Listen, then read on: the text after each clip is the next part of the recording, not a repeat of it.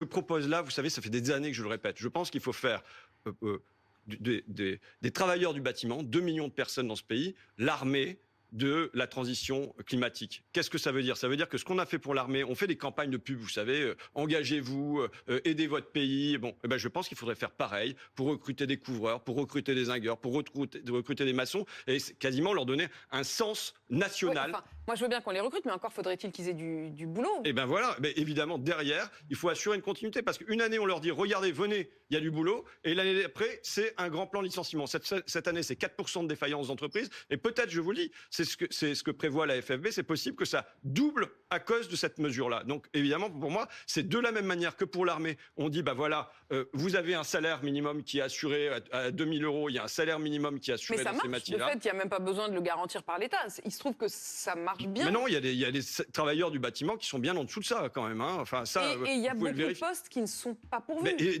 pourquoi ils ne sont pas pourvus? Comment vous voulez qu'ils soient pourvus alors qu'une année, on leur dit on a besoin de vous, et l'année d'après, c'est 50 000 licenciements et peut-être 100 000 licenciements dans le C'est à secteur. ça que joue le gouvernement aujourd'hui avec la fin de la prime On y va, on arrête. On y va, on arrête. Comment voulez-vous que les gens... Moi, je pense que la gauche, je reviens à notre propos initial, la gauche, elle doit être une France qui partage et une France qui protège. Et on doit apporter de la stabilité aux gens. Et la stabilité, c'est d'abord la stabilité sur l'emploi.